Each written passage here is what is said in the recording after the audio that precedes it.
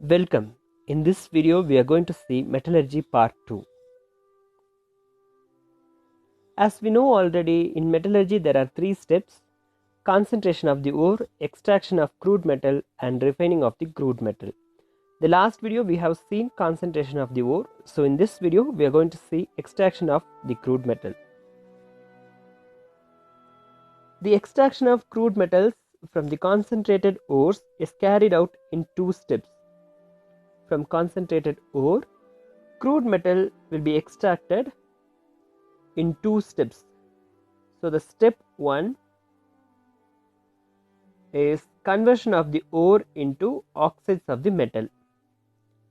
So conversion of the ore into metal oxide. So in the step 2, that converted metal oxide will be reduced to get crude metal.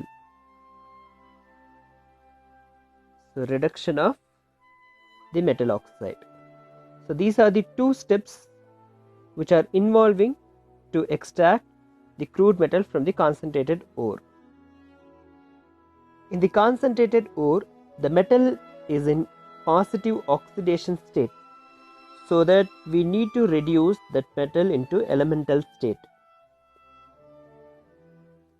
As per the principles of thermodynamics, the reduction of oxide is easier when compared to the reduction of other compounds. So the other compounds should be converted into oxides first, then only it should be reduced. So as we have seen already, ores are in compound form like sulfides, silicates and oxides. So as per the thermodynamics principle, reduction of sulfides and silicates is very complicated. But in the case of oxides is easy process. So the reduction of oxides is easier than the reduction of other compounds. So what we should do is, other compounds should be converted into oxides, then only they should be reduced. Oxides can be reduced directly without converting into anything. Next we are going to see conversion of the ore into oxides. So there are so many methods for converting the ore into oxides. First we are going to see about roasting. So roasting is apt for conversion of sulfide ores into their oxides. So initially the sulfide ores should be heated with excess of oxygen in a suitable furnace. Excess of oxygen, then this heating process should be done in a suitable furnace, and the temperature should be below the melting point of the metal. Below the melting point of the metal.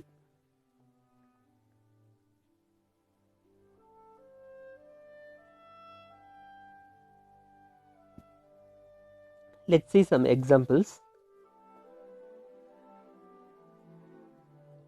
2 molecules of lead sulfide is heated with 3 molecules of oxygen. So we are heating, due to that we are putting that triangle on the arrow mark. So in that reaction we will get 2 molecules of lead oxide plus 2 molecules of sulfur dioxide. So this is lead sulfide and this is lead oxide. Just for your understanding, these are all some extra informations. So whenever if you put triangle on the arrow mark, it means that is heating process. If an arrow mark is denoted in the upward, it means the product is in gas form. If it is in down form, then the product is precipitated. So next example, zinc sulfide is reacting with oxygen, we get zinc oxide and sulfur dioxide. So this is zinc sulfide which reacts with oxygen to get zinc oxide, and sulfur dioxide expelled in gas form. So in roasting, roasting also removes impurities such as arsenic, sulfur, phosphorus by converting them into their volatile oxides. So these three impurities will be removed during roasting, and they will be removed by converting them into their volatile oxides.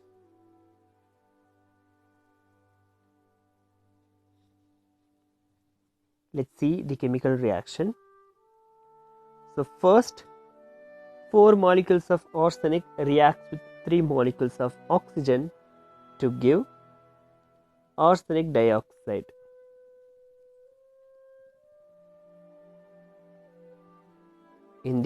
It is converted into volatile for oxide, so it is expelled in gas form.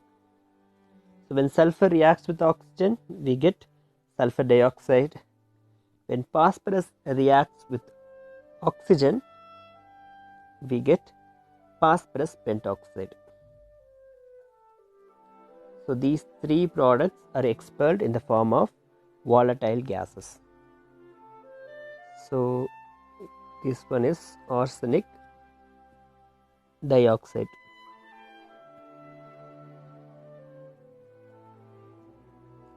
This is sulfur dioxide, and this one is phosphorus pentoxide. So the sulfur dioxide which is produced in the second reaction is harmful to the environment.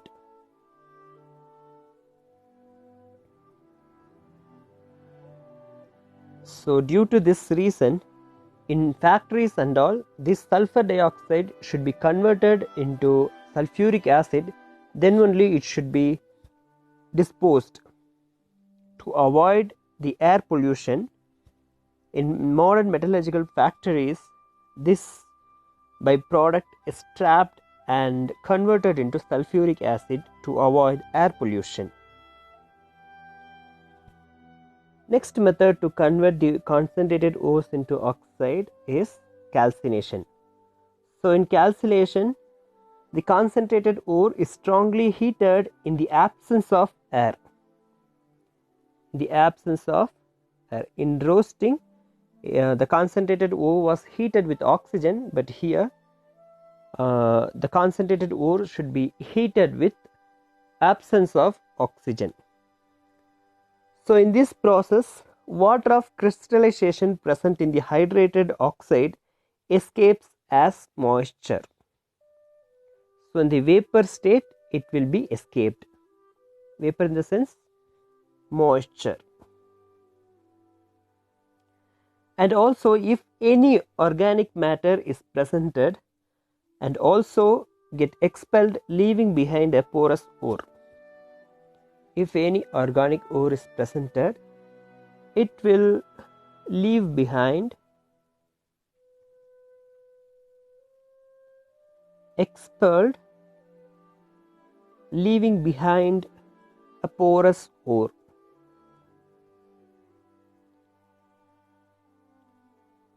Behind a porous ore. Even though the calcination process is carried out in absence of air, for organic ores, the calcination process should be done with limited supply of air. Limited supply of air.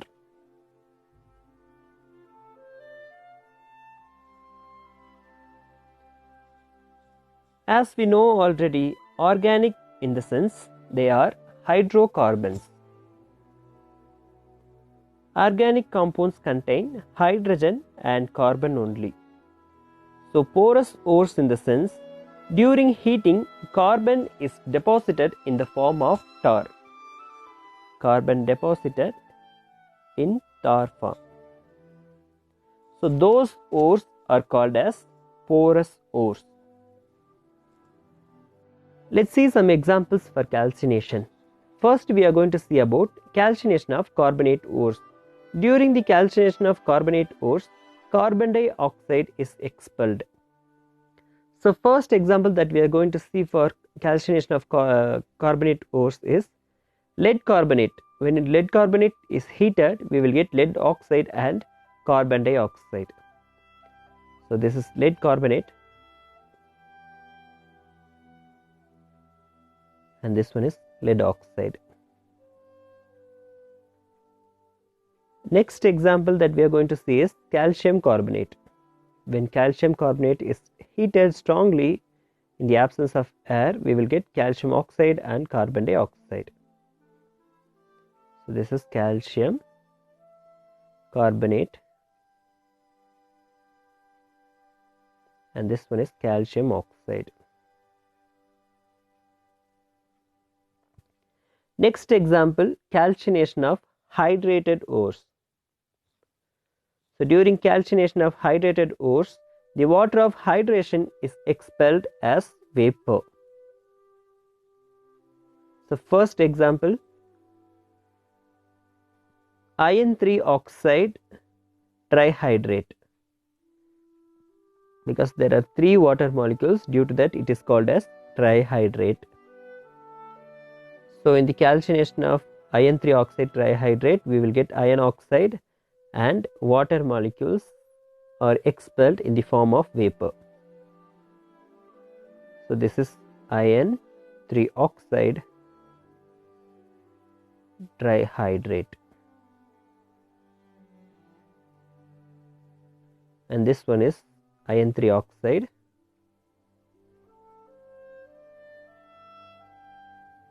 Whenever in a compound, if dot H2O is denoted, it means that is water of crystallization, or else it can called as hydrate. So here there are 3 water molecules, due to that it is called as trihydrate. Next example that we are going to see is aluminum oxide dihydrate. When aluminum oxide dihydrate undergoes calcination, we will get aluminum oxide and water. So water molecule will be expelled in the form of vapor, water vapor. So this is aluminum oxide dihydrate, and this one is aluminum oxide.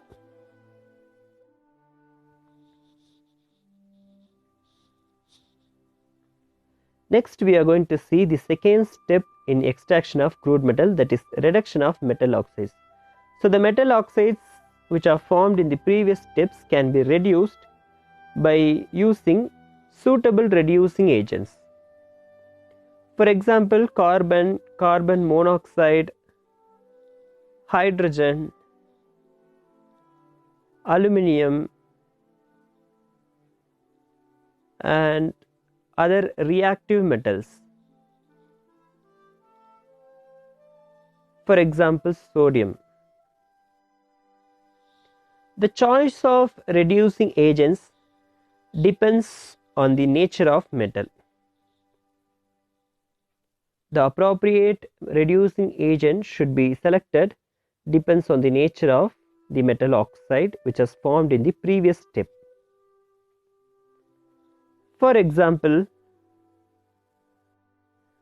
sodium, potassium, aluminium, these are all called as reactive metals, and reactive metals cannot be reduced by carbon. So carbon cannot reduce these reactive metals. And also zinc oxide and aluminium oxide cannot be reduced using carbon monoxide.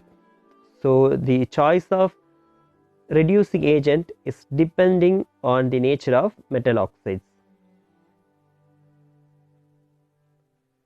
So next we are going to see some terminologies which we are going to use in further. First one, slag. Slag in the sense stony waste matter that should be separated from ore. Flux in the sense flux are chemicals and they will form easily fusible slag with gangue. Easily fusible slag with gangue. So as we know already, in ore, metal and gangue will be combined. Gangue in the sense impurities. So those impurities should be removed from ore. So what we should do is, ore should be mixed with flux. So we will get crude metal and slag. So slag can be removed from the ore. Due to that, the impurities will be removed easily by using flux. So in the reduction of metal oxide, first method that we are going to see is smelting. In this method, reducing agents are carbon, carbon monoxide or aluminum. So out of these three, anyone can be used for reduction. So first, concentrated ore should be mixed with reducing agent, and this mixture should be melted. This mixture should be melted,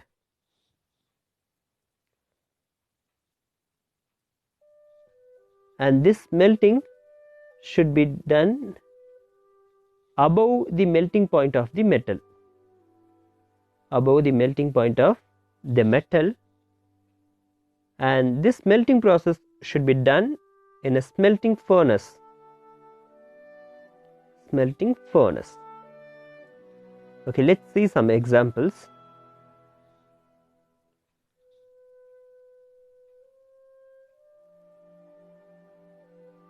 So first example, iron oxide.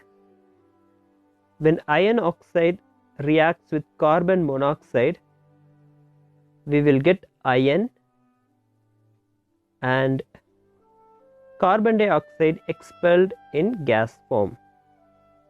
Carbon dioxide will be expelled. So the chemical reaction would be Fe2O3 plus 3 molecules of carbon monoxide. We will get 2 molecules of iron and 3 molecules of carbon dioxide expelled. So in this process, gangue is silica, flux is limestone. So the chemical formula of limestone is CaO, that is nothing but calcium oxide, and the slag which will be removed from the ore is calcium silicate. See here, silica is acidic in nature. The gangue is acidic in nature. Due to that, the flux should be basic. When acidic gangue is there, then we should use basic flux, then only we will get neutral gangue. So this one you should keep in your mind. So let's see the chemical reaction for this process. So calcium oxide, when reacts with silicon dioxide, we will get calcium silicate. So here this one is flux, gangue and slag. So the slag will be removed. Next we are going to see extraction of copper from copper pyrites. So copper pyrites is nothing but it is the concentrated ore of copper. When it reacts with silica, which is acidic in nature, which acts as a flux here, when both of them are melted in a furnace, so the melting the temperature should be above the melting point of copper. Above the melting point of copper. Okay, let's see the chemical reaction for this process. So the first step is oxidation. The copper pyrites should be oxidized.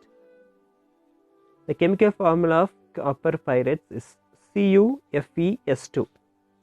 So 2 molecules of copper pyrites is reacting with oxygen, and we will get ferrous sulfide, copper sulfide, and sulfur dioxide.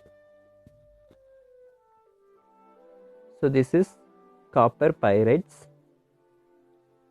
and this is iron sulfide, and this one is copper sulfide. And the sulfur dioxide which has formed should be converted into sulfuric acid to avoid air pollution. So this iron sulfide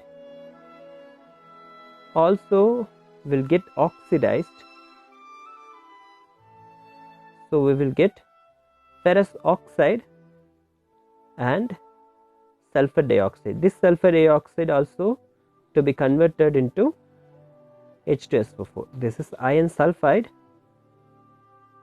this is iron oxide, and this sulfur dioxide should be converted into H2SO4. So in this process, iron oxide is the gangue or impurity. This should be removed from the ore. Gangue can be removed by using flux. When gangue reacts with flux, and it will form as a slag which can be easily removed from the ore. So here gangue is iron oxide and slag is silicon dioxide. We will get slag like this. So here iron oxide is basic in nature, so it is basic gangue, and silicon dioxide is acidic in nature, so this is acidic flux, and in this reaction we will get neutral slag, and that slag can be easily removed from the ore.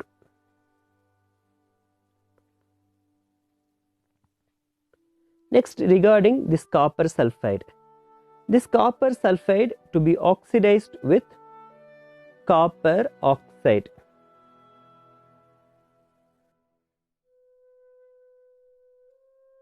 Let's see how this occurs.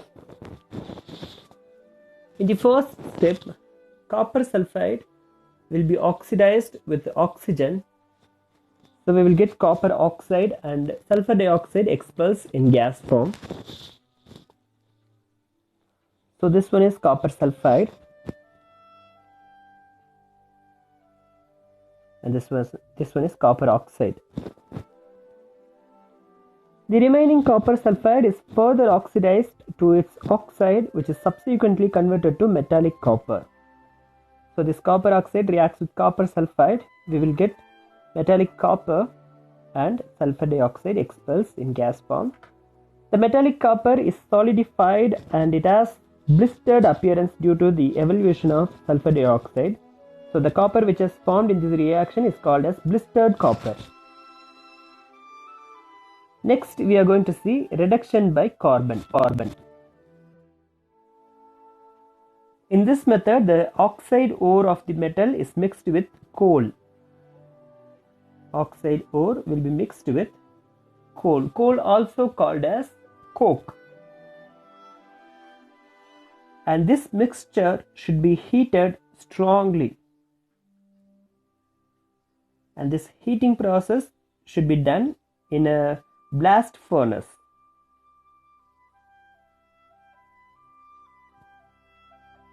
By this heating process, we will get metal and carbon monoxide. Carbon monoxide expels in gas form. Carbon monoxide gas is very toxic because it reduces the blood to carry oxygen to the heart. Reduces blood to carry oxygen. Due to that, we should not inhale this carbon monoxide gas.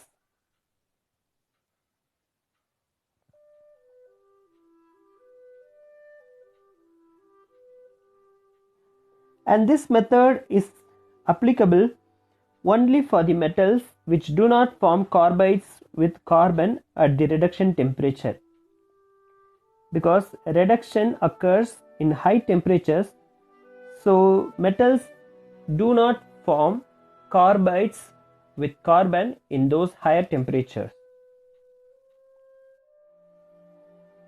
So we should know what are carbides. Carbides are nothing but they are metal carbon compounds. Carbon metal compounds. So this process can be applied to the metals which do not form carbides with carbon at the reduction temperature. Let's see some examples. So first example, zinc oxide can be reduced with carbon to get zinc and carbon monoxide. So manganese oxide also can be reduced by carbon, and we will get manganese and carbon monoxide as the byproduct. Next method, reduction by hydrogen.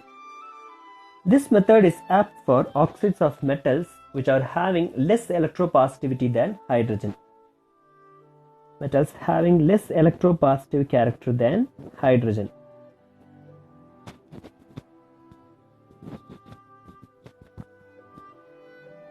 For example, iron, lead, copper and silver. So oxides of iron, lead, copper and silver can be reduced by hydrogen. Let's see some examples. First, silver oxide can be reduced by hydrogen and we will get silver plus water. So in this process, water expels in liquid form only. Next example, iron 3 oxide is reduced by hydrogen and the products are iron and water. Nickel oxide can be reduced to nickel by using a mixture of hydrogen and carbon monoxide. Nickel oxide can be reduced by the mixture of water and carbon monoxide, and this mixture is called as water gas. So the chemical reaction is like this. Nickel oxide reacts with carbon monoxide and water, and we will get nickel. Carbon dioxide expels in the gas form and water expels in liquid form. Next method that we are going to see is reduction by metals. So metallic oxides such as chromium 2 oxide can be reduced by aluminum powder. Can be reduced by aluminum powder.